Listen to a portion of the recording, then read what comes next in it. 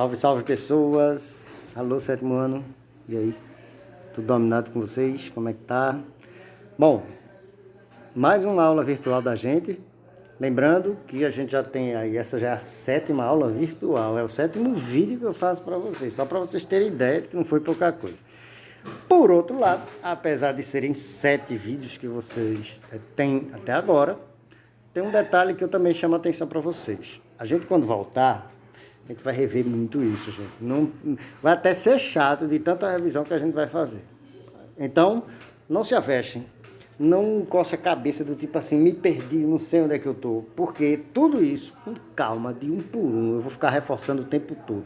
Para dizer para vocês exatamente onde foi que vocês pararam. Porque a Secretaria de Educação de Paulista, ela já está começando a organizar um planejamento de volta. É uma interrogação grande? É. Mas já está começando a se organizar um processo aí para a gente voltar.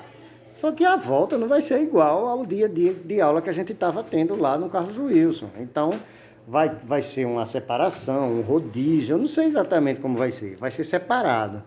Então, é importante que vocês compreendam que vocês são uma parte da turma, porque tem gente que não está nem acompanhando esses vídeos, nem está fazendo as tarefas. Ah, também não vou fazer não. Não, é o contrário. Você tem que fazer, porque quando voltar, essa galera que não está fazendo, ela vai ter que fazer o que vocês já fizeram. Então vocês vão estar mais, como é que eu diria, mais descansados em relação a eles, que vão ter que recuperar o prejuízo. Deu para entender?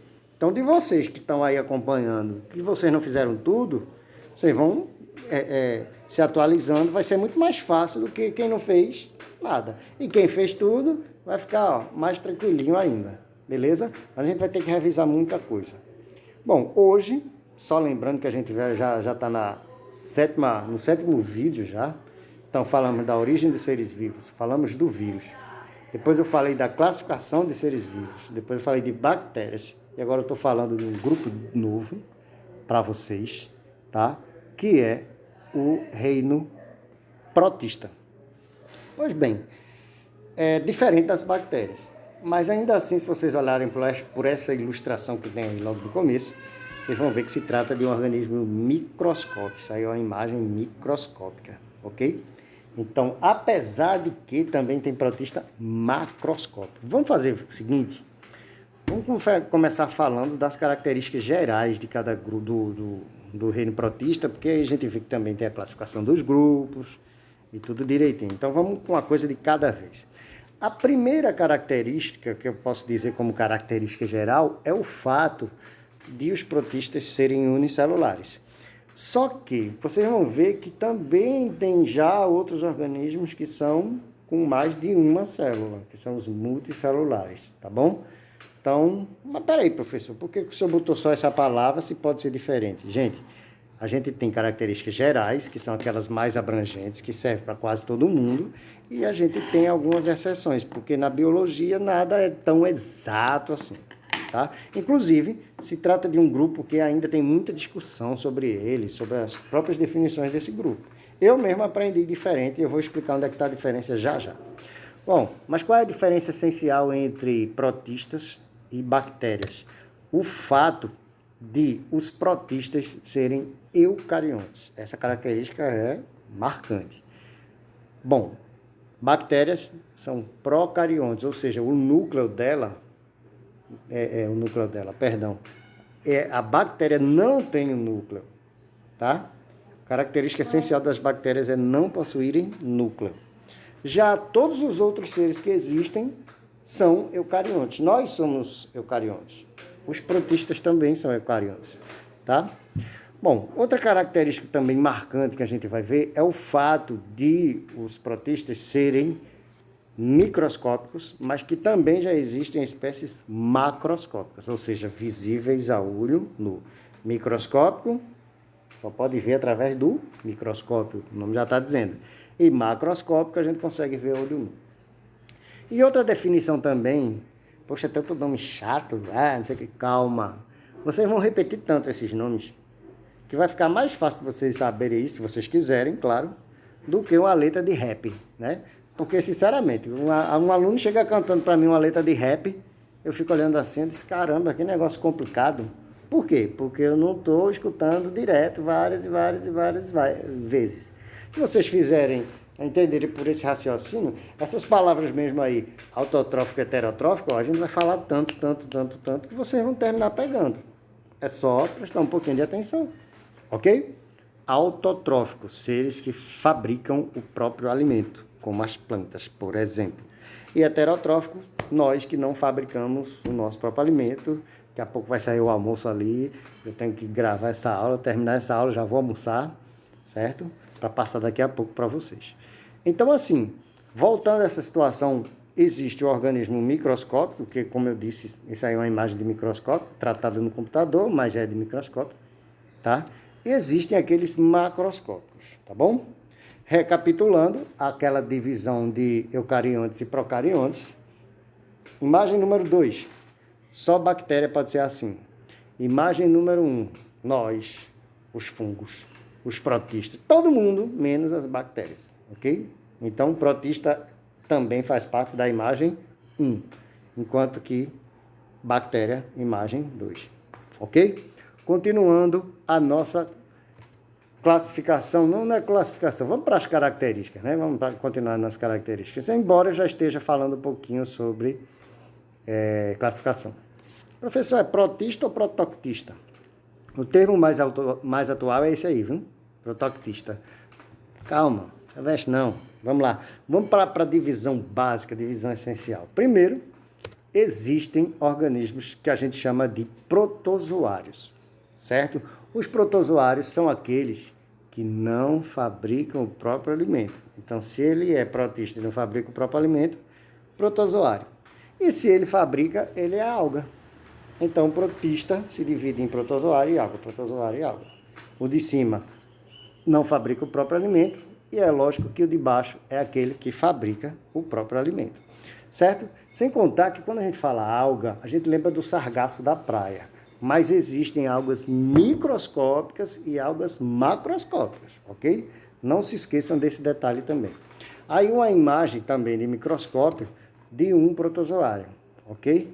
Se vocês observarem atentamente essa imagem aí, vocês vão ver que tem como se fossem uns pelinhos em volta dessa estrutura celular. Se vocês derem uma aproximada, vocês vão ver que tem uns pelinhos, tá vendo?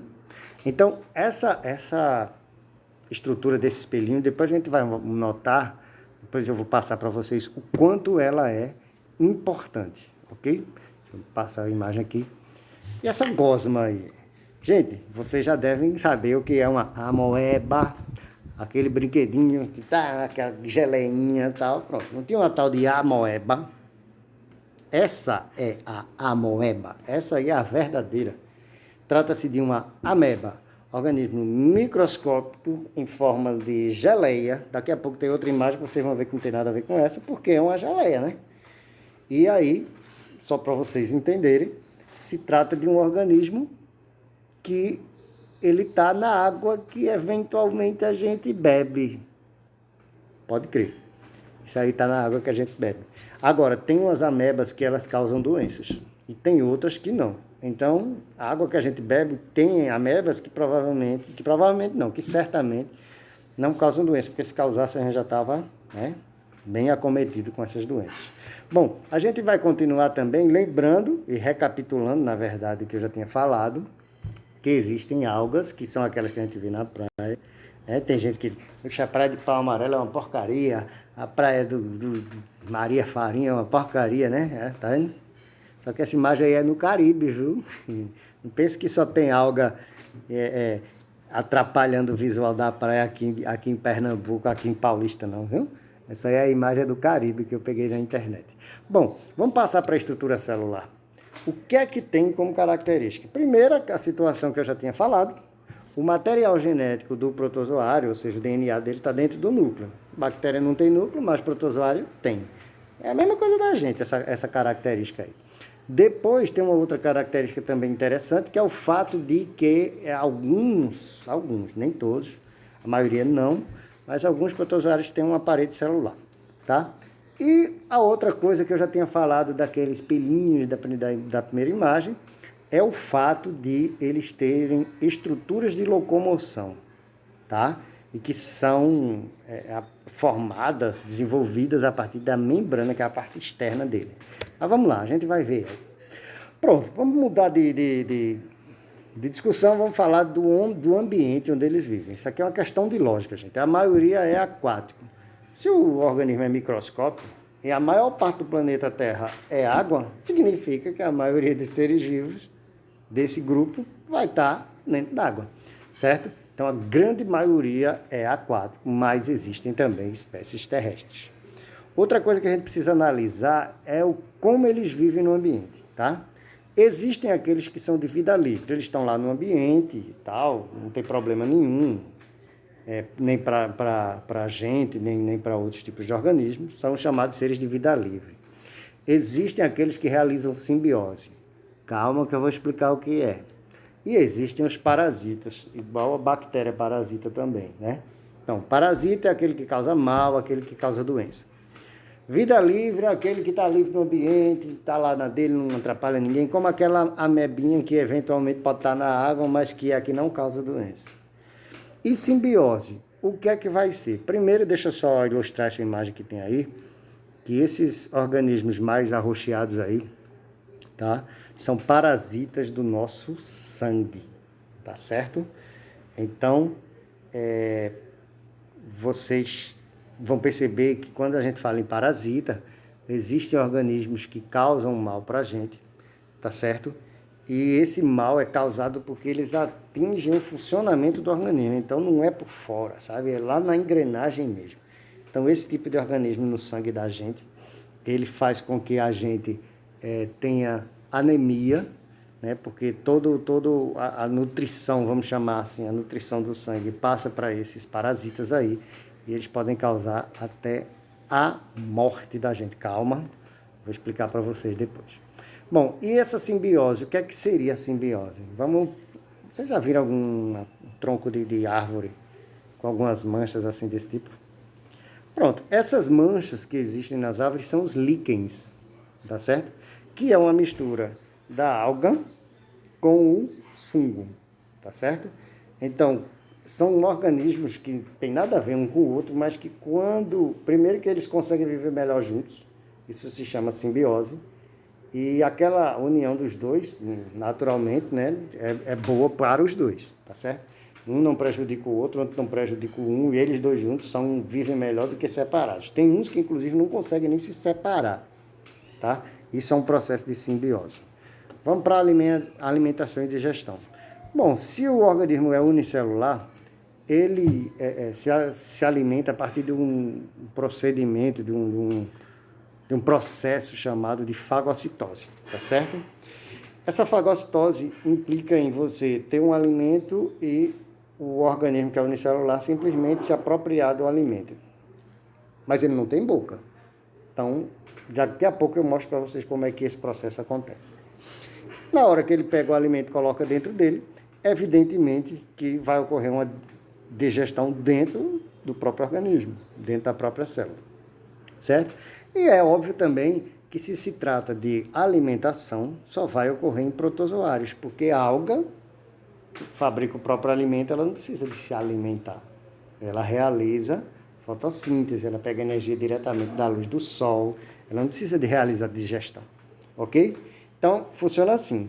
O protozoário está lá e ele engloba partículas para se alimentar. Do mesmo jeito que ele engloba partículas para alimentar, ele também elimina partículas. Então, veja bem, ele não tem nem boca, nem ânus, mas ele engloba a partícula de alimento e ele elimina as sobras a partir também de uma outra estrutura que já vocês vão ver. Só para vocês entenderem como é esse processo de fagocitose, a partir de como é que os cientistas descobriram isso? Eles começaram a observar imagens microscópicas de protozoários e eles viram esse processo ilustrado na imagem de baixo aí, certo? A célula simplesmente se aproxima daquela partícula que vai servir de alimento, ela engloba essa partícula até que ela entre normalmente. Então a imagem de cima, ela é muito parecida com a terceira imagem do desenho de baixo, entendeu? Só para vocês se situarem aí, ok? Vamos continuar. Processo de respiração. Gente, o organismo não tem pulmão. mas ele precisa do oxigênio. Então o processo chama-se difusão simples, que nada mais é do que a célula está lá, o oxigênio está no ambiente onde ela vive, dentro daquela água, e passar através da própria estrutura celular para chegar no organismo, nas partes que são importantes para o organismo realizar os processos. Porque o oxigênio serve para o protozoário realizar os processos metabólicos dele. Então, essa ilustração eu achei interessante porque ela tem algumas palavras aí, uma palavra que se repete, chama-se vacúolo. Vácuo, espaço. Vacúolo, espaço pequeno. Tá certo? Então, observe aí essas estruturas. É como se ele fosse... Isso aí é uma ameba de novo, tá? Ela é uma gosma cheia de bolhas por dentro, só que cada bolha dessa tem uma função específica. Tem a bolha para digerir o alimento, tem a bolha para produzir o material que vai ser jogado fora, tem a bolha que serve para guardar energia, tem a bolha que serve para modificar o formato do organismo, deixar ele com a pressão, que a gente chama de pressão osmótica, regular. Então, não é tão simples assim, não. Vamos passar para a classificação. Aí você vai entender melhor, porque tem a ver com aquela ilustração que eu já tinha colocado antes. Tá bom? Então, a classificação dos protozoários é a seguinte.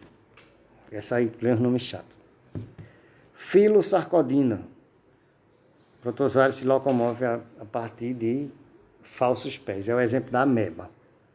Flagelata, gente, se liga no nome, assim, na semelhança do nome com a característica, tá? Flagelata são os flagelados, tá certo? Porque eles se locomovem a partir de flagelos. É como se fosse uma caldinha. Flagelo, caldinha, tá? Ciliófora, ou ciliata, ou ciliados, são aqueles que se locomovem a partir de cílios. Tenham calma que isso está na anotação de vocês. E, finalmente, esporozoa, que são aqueles que não têm estrutura de locomoção, tá? Mas apresentam formação de esporos. Vamos recapitular. Aquele protozoário que muda o formato, que é uma gosminha, que é o ameba, que ele é um sarcodíneo ou risópodo. O que tem flagelo é flagelado. O que tem cílios é ciliado. E o esporozoário não tem estrutura para se locomover.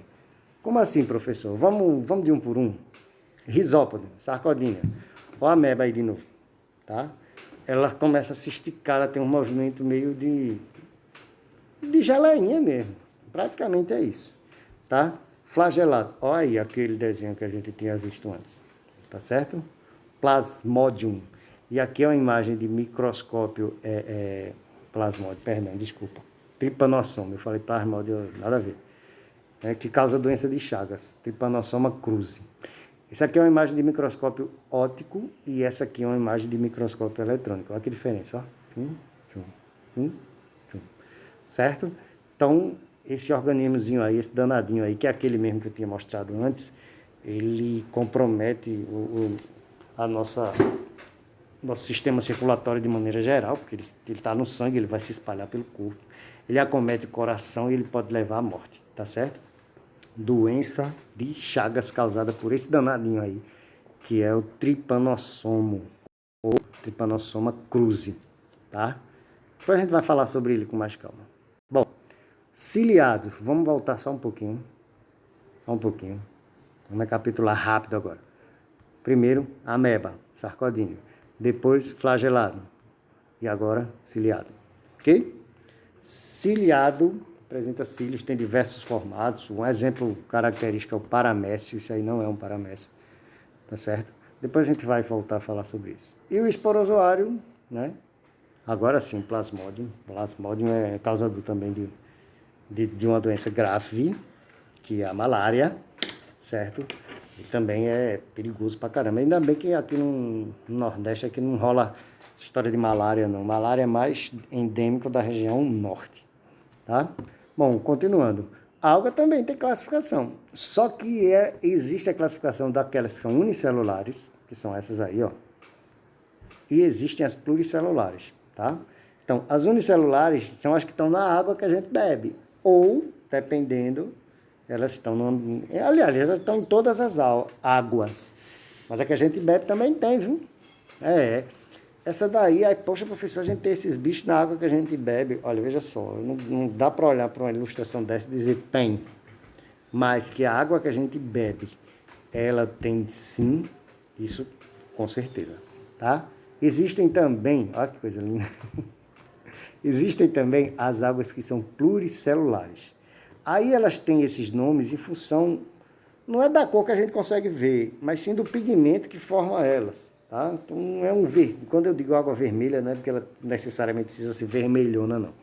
Mas, basicamente, quando a gente vê um sargaço na praia, por exemplo, sargaço na praia, alô? Enfim, quando a gente vê um sargaço, a gente vê que tem uns que são diferentes, né? Em relação àquilo que a gente chama erradamente de folhinha. As folhinhas deles são diferentes. Então, se você vê que tem folhinhas diferentes, você sabe que tem tipos ou variedades distintas. Isso é meio óbvio, né? Bom, gente, então vamos finalizar da seguinte maneira. Vamos recapitular desde o começo, agora de uma maneira bem rápida e bem resumida, para vocês entenderem que apesar desses nomes bem complicados aí, nem é tão complicado assim. Protista pode ser unicelular e pode ser pluricelular, mas ele precisa necessariamente ser eucarionte, porque senão vai ser classificado como bactéria. Pois bem, como é que é o protista? Ele pode ser protozoário ou ele pode ser alga. Se ele é protozoário, significa que ele não fabrica o próprio alimento. Se ele é alga, ele pega energia diretamente do sol. Mas se ele for alga, ele pode ser unicelular, como esses exemplos aqui, ou ele pode ser pluricelular. Ok? Pronto. Basicamente é isso. Gente, todos esses grupinhos pequenos, até chegar em animal vai ser assim. Tem aqueles que vivem no ambiente sozinho, tem aqueles que causam doença, tem aqueles que se relacionam com outros, sempre vai ter. Próxima aula eu vou falar sobre fungo. Quando eu vou falar sobre fungo, vai ter o fungo do bem, vai ter o fungo do mal, do mesmo jeito que foi bactéria. A bactéria tem a boa e tem a ruim. Protista tem o protista bom, o protozoário bom e tem o protozoário ruim. E ainda tem a água, a alga, que é melhor ainda, que nos dá o oxigênio. Certo? Sempre vai ter isso. Então, gente, é meio que repetitivo. Por mais que vocês achem complicado esses nomes, vocês vão ver que é meio repetitivo. Certo? Eu espero que vocês tenham curtido aí essa aula, tá? E esses slides estarão disponíveis para vocês ainda hoje, quando eu colocar no grupo, para vocês terem à disposição. Você já tem um texto sobre isso e hoje também vai ter questões sobre isso. Semana que vem eu faço um formulário e a gente já continua falando sobre fungo. Beleza, gente? Eu espero que vocês tenham curtido e até a próxima aula, já quase saindo aqui. Tchau!